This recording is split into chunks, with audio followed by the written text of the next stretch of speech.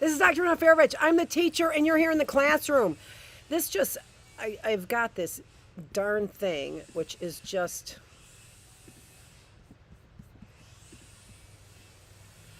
you go and you set something up, and they don't want me doing this. They don't want me doing this. They don't want me to be so resilient and so wonderful and such a wonderful teacher. They want to keep you dumb is what they want to do. And oh, they're just frustrating me to no end. I go and connect and manage this to go get the right thing. I put a second one up there so that when I get disconnected, it goes to the second one automatically. What did it do? I manage it. I go and I connect with this one. It goes and connects with the second one. Why would it do that? There's no reason to do that. None. It's not picked. It's not selected. And then all of a sudden it's broadcasting over there. So aggravating. So aggravating. But what I want to do is I want to show you, because I do sometimes the mysteries in the building. I'm doing the building of the house next door. And since this is a critical thinking classroom, I thought that I would go ahead and show you what they're doing here in the critical thinking classroom. It's really not enough necessarily to be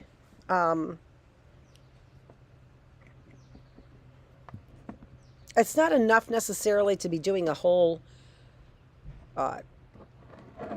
video on it. It's just not, I don't know, not that interesting to me, but I got to be really careful with that because that's so sensitive with the recording.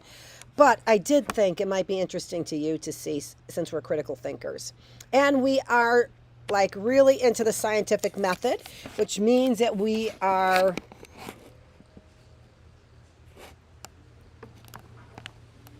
observing and asking questions. So I'll let Lucy sit out there while we go and do a little exploring of what's going on upstairs. Well, yeah, from the upstairs point of view. Now, let me try and get this all set up so that I am actually recording once again. So give me a sec.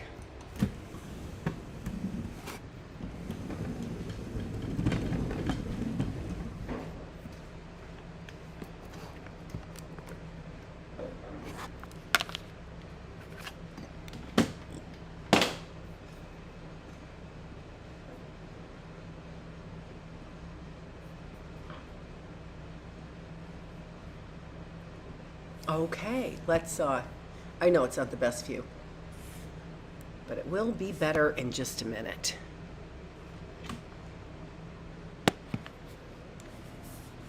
So here,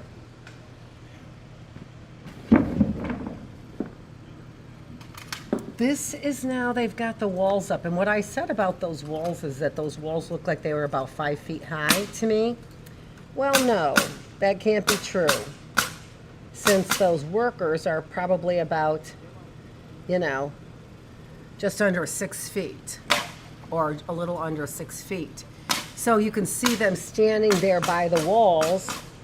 So those walls are a considerable size, right? So there they are now. It was interesting to me because they set all of that on to the ductwork, which is below. So let me try and point to the ductwork. This is the ductwork right here. So underneath the ductwork, which again has got no holes to get upstairs over here at all. So are they cutting those in there? And when they put in between this bottom layer and that ductwork there, they put in between there like this sheet of whatever. So it's not even like, it's like, again, I have all kinds of questions about what is going on there. Because like I said, they want this house. So I'm thinking they could lift that whole house right up from the ductwork is what they could do, and put it over here. So building the house, their house's desire, and then just lift it off of its foundation because it's not connected, you know, except by those little metal things. Which so right here, see those metal things? Well, no, they're down here. They're connected. So is that how you connect the whole base foundation of your house onto the base? Little metal things? I don't know. All right, so I just wanted to show you that, and we're going to go back downstairs and talk about, still talking about our twin studies on day 9. Isn't that awesome? On day 9 of this, there is a lot of information. We haven't even really talked about twins yet, right? But we are getting there, because the whole idea for twin studies is all about the genes. The genes are identical between identical twins. Identical twins share 100% of their genetic information, or they should, if everything gets passed down correctly. But remember, one of the things that we keep talking about, and we keep concentrating on, the real importance of this is the environment. Why aren't identical twins completely identical in every way, including their personalities? If they share 100% of their genes, as we have said that they do, if identical twins share 100% of their genes, and they do, they both split, as we saw in the Miracle of Life yesterday, where they are all splitting from the same cell. That's what happens to identical twins. Instead of forming the same mass in splitting the cells, they form entirely two separate masses from exactly the same DNA in the cell. So just as we duplicate our cells, the DNA in each one of those cells that we saw yesterday in the Miracle of Life from PBS, right? So we have the genetic information, exactly the same genetic information from one cell to the next. That's what happened in the twins, right? So, but now and then they started dividing here, and they started dividing here with identical twins. With fraternal twins, non-identical twins, right? Those twins came from two separate fertilized eggs. Remember yesterday what we saw that the egg is released from the fallopian tube and gets all of its nutrients released into the fallopian tube by the ovary. Released into the fallopian tube by the ovary with all of the nutrients, and as it travels down at the right time, it needs to get fertilized to turn into a zygote and then to turn into an infant, right? So there, in that stage where it is collecting all of its nutrients,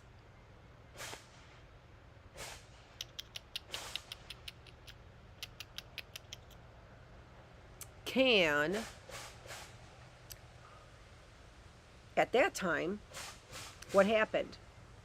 2 eggs were released from the ovary, which can happen in cases of non-identical twins, fraternal twins.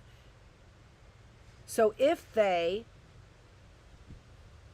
fraternal twins, so I'm thinking of that word because that means brothers. They're brothers, basically. Brothers. So, and brothers they are. Or sisters, or a brother and sister. But genetically speaking, they're no different than a brother or sister. Genetically speaking, they came from 2 separate eggs. Identical twins come from 1 egg. And for whatever reason, they split into 2 separate beings, the 1 egg. And then, like I said, and then begin to duplicate separately as 2 separate embryos, as two separate infants in the womb. Embryos, infants in the womb, brand new infants in the womb, right? Okay, so what happens with non-identical twins? In that stage where we saw the ovary and the egg start traveling down the fallopian tube, in that case there were two of them traveling down the fallopian tube. I hope that you saw that PBS yesterday, or watched yesterday's episode number 61 of our critical thinking, and you can find that PBS video. I jumped around through it, and I hem and haw sometimes trying to find exactly what I'm looking for in real time for you, for everybody, right? So sometimes that takes a little bit of time. Maybe you just want to watch that PBS video all on your own. I think that's a really smart idea. I really do.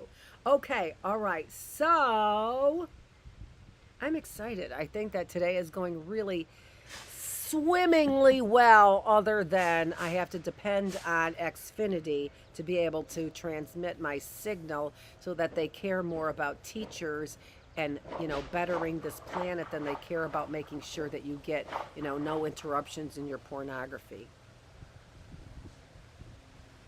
Yeah, kind of crazy. So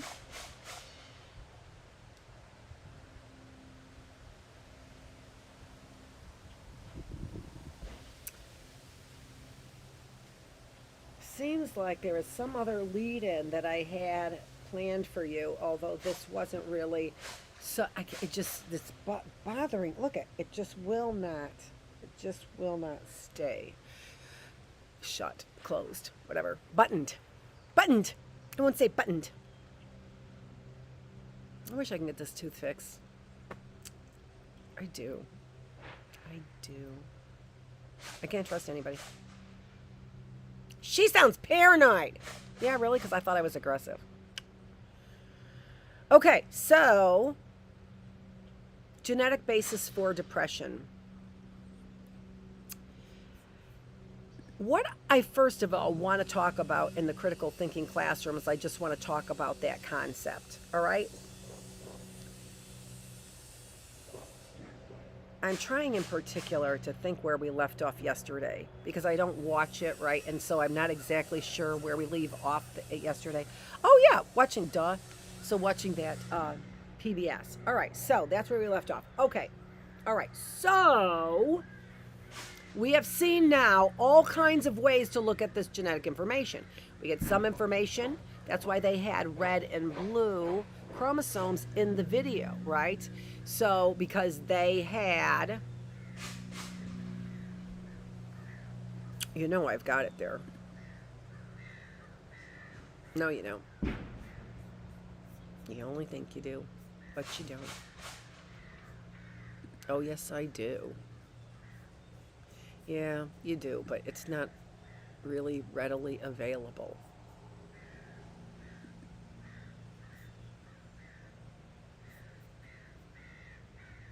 No, but that a room full of yearning and regret is, whoo! Did you hear that in the spiritual classroom? Awesome. We're going to talk about that again.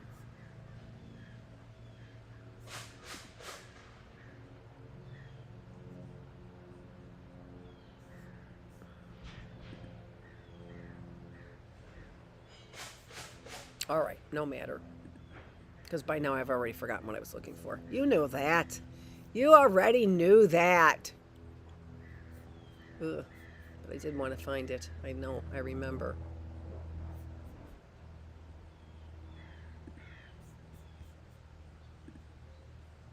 Okay.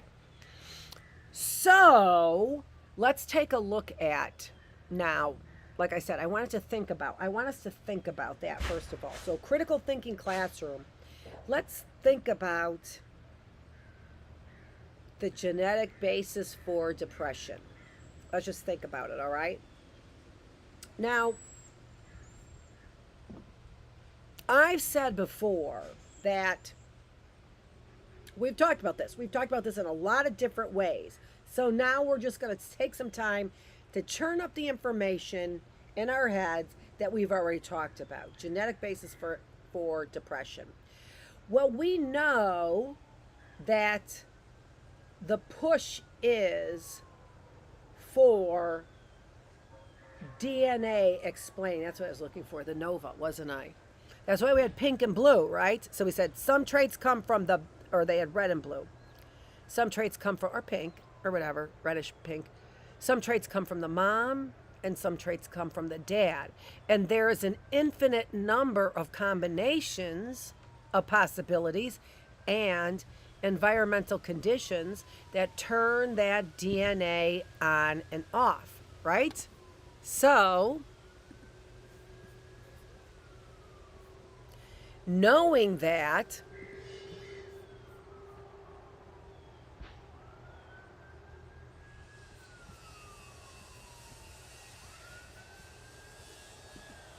I always remember I have to give credit as well.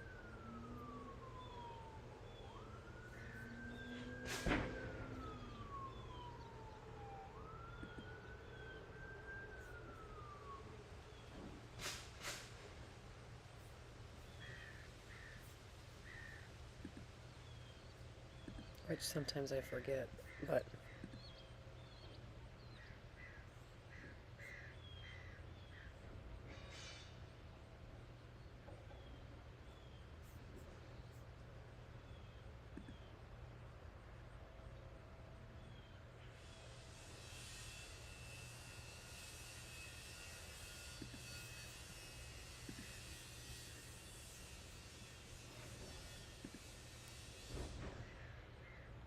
I can't believe I can't find that Nova. And all I wanted to do was just like get a picture of it. And of course, not a big deal, but, and so not a big deal. And yet I still persist.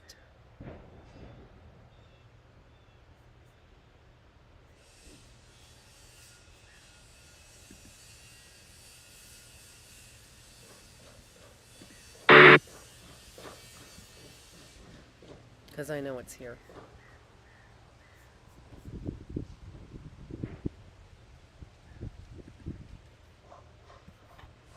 And I just wish there was an easy way to just find all of my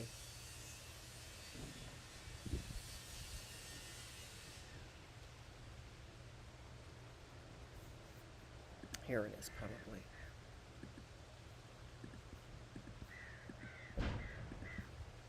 Nope.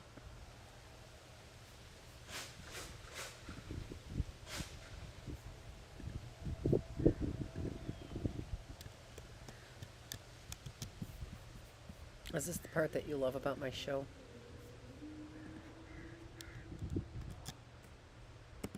When I do this, clean up my desktop, looking for something. Look for something and then in the process clean up my desktop. Is that what you love about my show? Jeez. All right, Annette, watch this. History.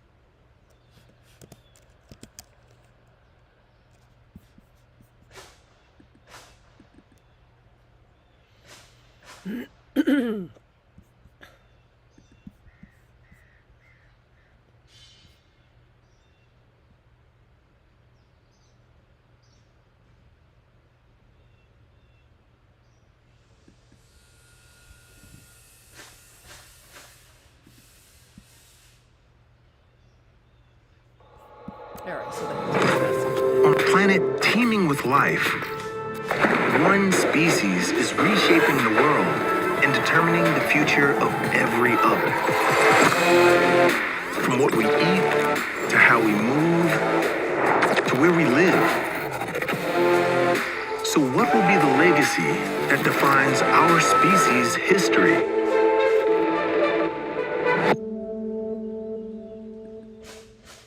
in pairs, where the partners are very similar but not quite the same.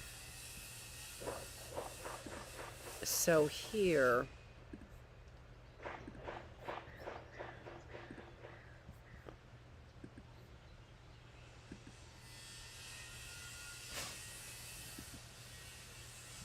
oh, there we go. Excellent.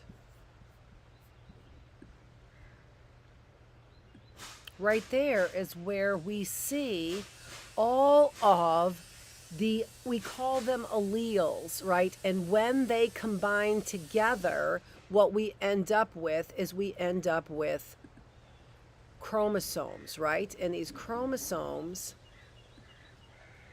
there are 23 pairs of those chromosomes, and they come from our fathers and our mothers. 23 pairs of chromosomes. And on each one of those chromosomes, we have got genetic information. And some of that genetic information comes from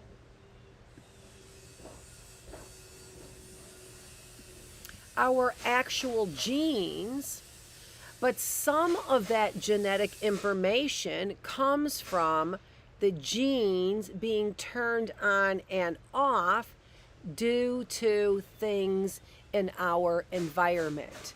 And so, right, which could be affected all the way through.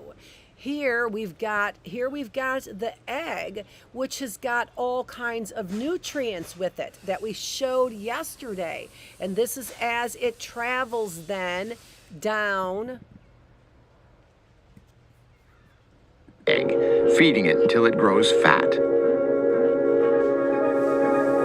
When it's ready, the whole entourage, the egg along with its helpers, oozes out of the ovary. Out of the ovary. Waiting for them is the open end of the fallopian tube, which leads to the uterus. Now, what happens if there's a problem in the fallopian tube? What happens if there isn't enough nutrients? What happens if those nutrients have been contaminated? So all of that, and we heard how many of the sperm don't actually survive, right? How many of them do, and how many of them are capable of really making that trip.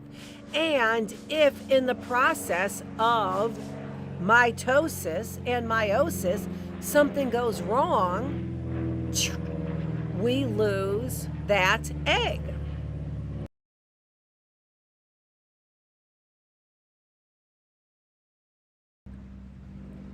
So all kinds of ways that environmental, again, we call them teratogens is what we call them. Environmental teratogens can affect the offspring. And when you think about, let's say that a mother herself was depressed when she was carrying you, and when this process right here was going on. Let's say that the mother herself was depressed. Well, we know that depression causes chemical changes in your body. So the mother is having levels of dopamine, serotonin, and beta endorphins switched around and becoming dysfunctional. What do you suppose is happening in this process if the mother is stressed? Let's say that the mother is worried that she's pregnant because circumstances are such that she doesn't want to have another child, right? No matter what. Maybe she's young, maybe she's old, maybe she's poor, maybe she's in an abusive situation. There could be all kinds of reasons. Maybe that child is not brought into this world in love, right? So there could be all kinds of reasons why a woman would be stressed to find out she was pregnant. Here, she's not pregnant. She's only providing nutrients right now to the egg, and that bundle travels down the fallopian tube. So now she's stressed, and there are chemicals now that are dysfunctional And these are chemicals that are reward chemicals. So, is that DNA? Is that biology? And that's really what we're talking about here. At every single stage of the game, anything can change your DNA. At every stage of the game, anything can change your DNA. And so is that by the outcome then biological? Now I've seen people, so I see this kind of cognitive dissonance where it is, I get that it wrecks my body and it might even wreck my offspring. But the chances are so minimal and the payoff is so much better that we're willing to take those chances. Ozempic, right? Ozempic. Now, I've seen these women, you can see them, you can identify them, can't you? Who's taking Ozempic? Because they literally have no body for a woman, and it is no fat on their bodies. So where a woman has fat and needs fat, here, I don't need this fat. I don't think I need this fat, right? I don't think I need this fat here. I sure don't think I need this fat here, right? I don't think I need that fat. But I do like this fat. I do. I do like that fat. Because other people like that fat. You know what other fat I like? I like this fat too. Because other people, I don't like this fat, but I like that fat. I do. And you know what I see? People who are taking Ozempic, they're this big. They're that big. So great. You've accomplished thinness. And by the way, many people are looking for women who are, who have the bodies of little boys. And I say that on purpose, and it's shocking to say it that way. It doesn't have to be said that way. No, it doesn't. But I'll put it in more friendly terms. An Asian body, right? An Asian woman's body, a young Asian woman's body. So many men are into a young Asian woman's body and look. Well, the reality is that looks like a young boy. That's what that looks like. And so, although without any strength, they look weak. Oh my gosh, because they have no, a man has muscle. So a woman has fat and a man has muscle.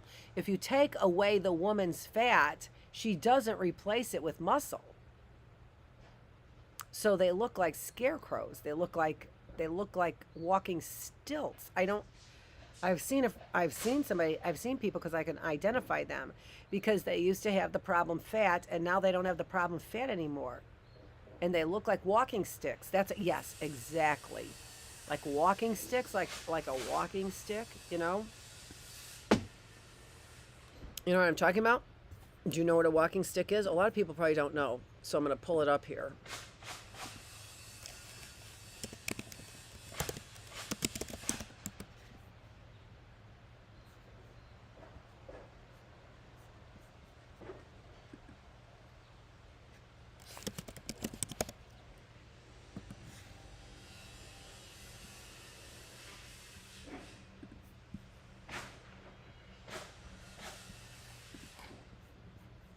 Now, oh good, it did come up. I didn't know if it would for sure. So here are pictures of walking sticks. They're insects. Did you know that? That look just like sticks.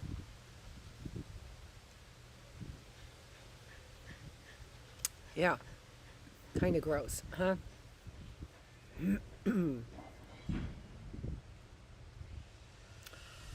Oh my gosh, I did not know that they could be that big. That's extraordinary.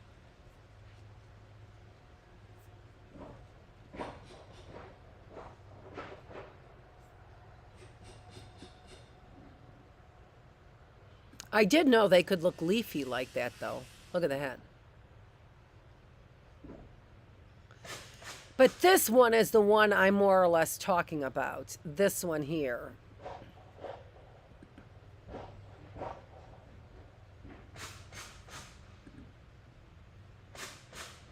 That's the body I'm talking about, that these women look like. Just like that body there.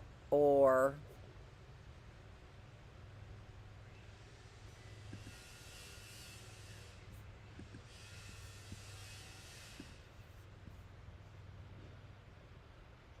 like that body right there. Look at those legs. Look at those legs. That's what these women look like that are on this Ozempic. And so it really is so curious to me.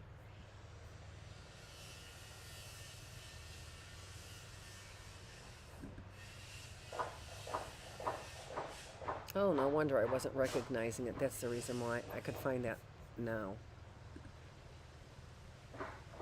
Not that it matters in it. It doesn't matter.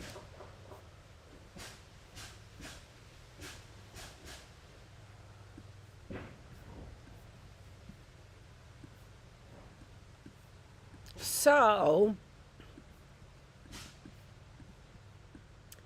do you think that affects offspring? So, and is there any precaution for women not to be taking Ozempic if you're thinking about becoming pregnant, or even before, prior to your ever having children, right? Maybe you don't have children now, but you want to have children later on. Would not this Ozempic change the fat? And people are like, oh, well, and I'm off of it and no problem. It really is not. This clearly is not an eating issue. Or it's clearly not an eating issue. You could, if to melt off fat like that is not an eating thing. It's not I slowed up my eating and the fat melted off. If I have no butt, I melted fat off. If I have no breasts, I melted fat off of my body, never to return. And of course, we've been looking for that, right? We've been looking for that. I mean, I even had the that ice stuff done on my arms here. I thought that was a perfect place to have it done. Unnecessary fat right there. I don't need that fat. And in particular on this arm, more of it comes from having a birth defect, not defect, but a birth mark here, which is a giant birth, which was whatever.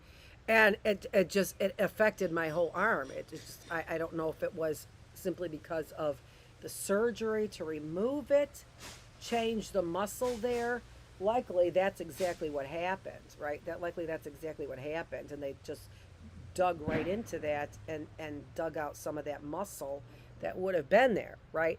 So to me, that's a great place to remove that fat for that melting of the fat by that cryogenics, right? By freezing it. Didn't work at all. Not at all. Not at all. So we had no way of figuring out how to melt fat until Ozempic. And it's clear it is melting fat.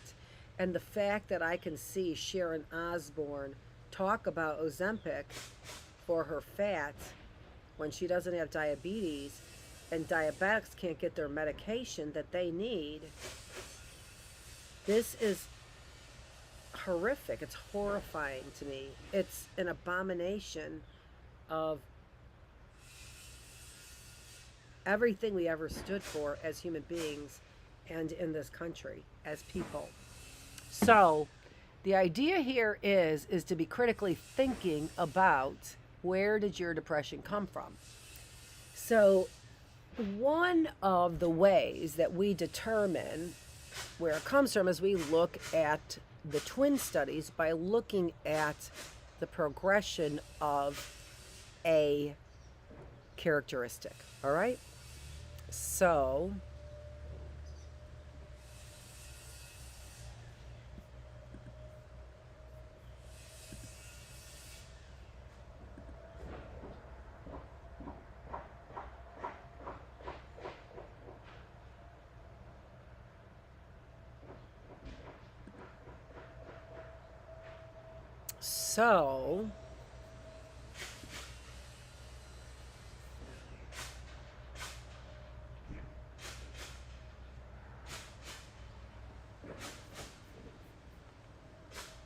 I've got that, but that's not what I think I wanted.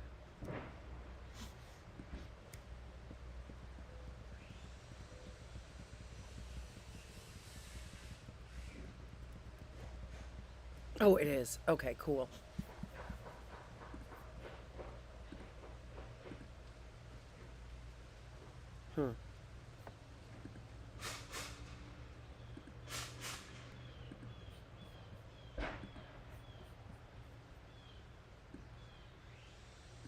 Okay, so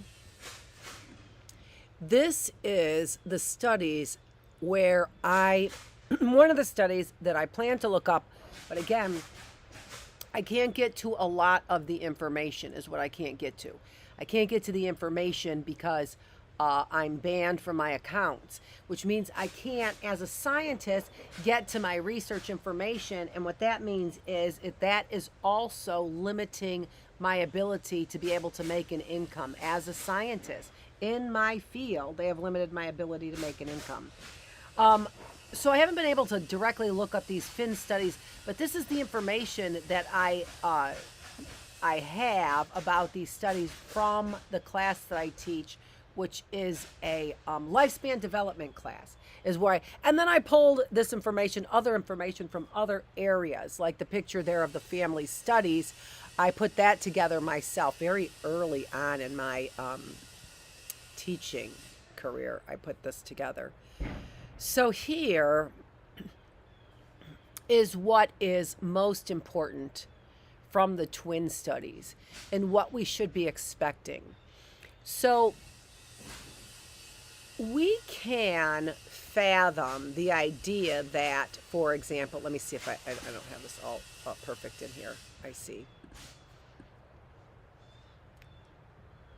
The idea that if we see grandma acting depressed, there's a good chance that mom will act the same way, especially if it's the same gender. So if it's grandma acting depressed, and then it is also daughter acting depressed, because she is mimicking the same characteristics as the mother. So if I behaviorally see what I'm talking about, right? I can behaviorally see that mom is acting like grandma, and now I'm acting the same way, right? We can, if we are a little bit astute to that kind of thing, we can get that I'm behaving like mom. I sound just like mom. I can't believe I said that. I can't believe I'm doing that. I can't believe I'm taking or just like dad. I can't believe I'm taking my dinner up to my room and not sitting here with my family eating dinner just like dad, right? So we can see how we pick up these same behaviors that we got from our parents and our grandparents. In early studies, what we did was we had the numbers, right? We had the numbers. Genetically speaking, if identical twins are supposed to share 100% of the information and they don't, we know that's due to environment. So when we correlate everything between twin A and twin B, that are identical twins, twin A and twin B, because if they're not identical, they're just like brother and sister. There's a 50% chance on average of you sharing the same genes, which could be as low as 25%, could be as high as 75%, could be 100. It's not going to be 100%, right? You're not identical twins. You're going to have some gene variation there. But realistically speaking, you could share with your brother or sister 25% of your genes or 75% of your genes. If you're twins, that can be the same. That is the same statistic. Because if you're not identical twins, you're just like brother and sister. All right?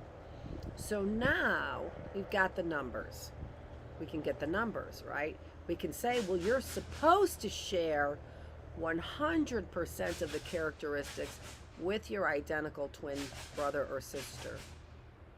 Do you see how important the twin studies become?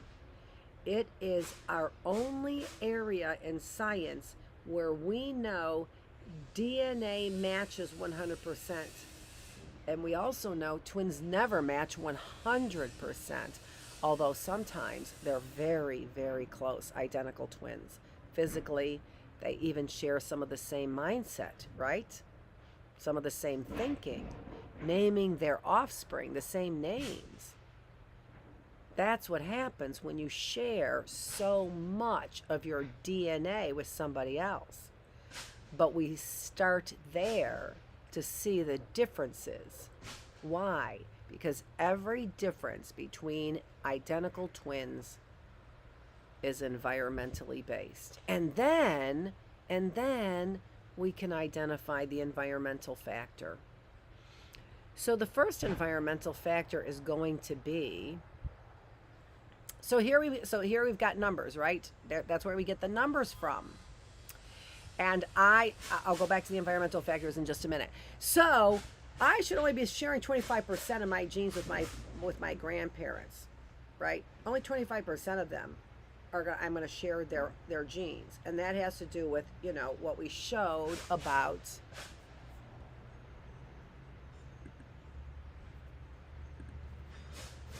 how we end up inheriting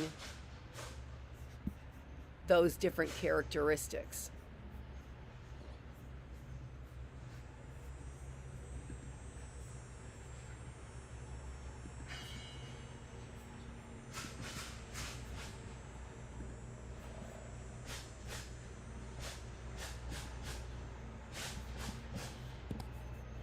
Let me just make this a little bit smaller.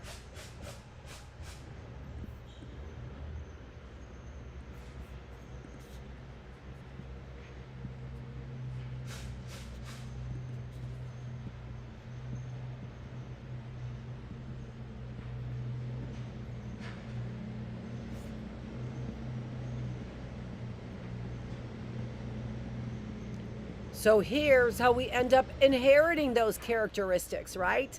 So through this process where we get one of two genes from the father, one gene he got from his father, one gene our dad's got from his mother. So that's how we end up getting these percentages. That's how we are able to get and know those percentages, because percentage-wise, we've got a certain percentage that we can get if the gene is a single gene, if the characteristic is based on a single gene. You can see now how complex these characteristics can become. We don't know, first of all, the very clear makeup that I get from my father and my mother. I don't know clearly which one I get out of those four options, but what if that is one of 5 genes or 50 genes that make up intellect, that make up extroversion or introversion? I bet there's a whole lot more genes that make up introversion than extroversion. But who knows? See how much information we are missing Do you see how important twin studies were to getting this information? And now, hopefully, you can begin to understand why people got that information unethically. If I wanted to control behavior so that you bought my product, which is what is running this country, Amazon, right? If I wanted to get you to believe in my God, I need to control your behavior. So how do I do that? I understand how much of your DNA contributes. And then I change your DNA. They know it's not DNA, but they also know that if they change or control your DNA, they can get you to do certain things. It's not DNA. It's not DNA. It is how the environment operates on your DNA. That is the critical thinking factor. Why do they want all of those twin studies? Because it gives me so much information on what I can control. I can't control your environment. But as a scientist, I sure as hell, not me, I'm a psychologist, right, but as a scientist, I sure as hell can control your genes. And I'm doing it all the time through the pharmaceutical industries. That is the importance of the twin studies. I think I got everything out other than actually getting some research done on the different types of twin studies, because they end up being nebulous is the word I'm thinking of. They just disappear, right? All that basic information about the genesis of those twin studies, poof, I don't even know. Oh, what? I'm sorry. Robbers Cave experiment? You mean that study we did in the 1940s, not the one that I published in 1959 after I waited to see if I got arrested? You mean that? Nebulous. Poof. Dr. Annette Feravich, I am the teacher, and we're learning all kinds of things, a shortened critical thinking classroom, but you know what? We may actually have everything I wanted to say about our twin studies. I'm so happy. We recorded the whole thing. I streamed the whole thing. I'm going to have to restream Early Bird, but that's it. So, my best to you. Have a great afternoon, and I hope I see you in an hour. I hope I see you in an hour in my spiritual classroom, which, by the way, I did come up with a title for. At first, I didn't have one. I couldn't think of one, and I knew that I was going to come up with one. The consequences of promiscuity. So we were talking yesterday about celibacy. We're going to finish that with some of my quotes that I have, and then we are going to talk about the consequences of promiscuity. Dr. Annette Feravich, I'm a teacher. Getting a healthy mind and a healthy spirit so you can have a healthy body. Because why? Because I am a positive health psychologist. Thanks for joining me in the classroom.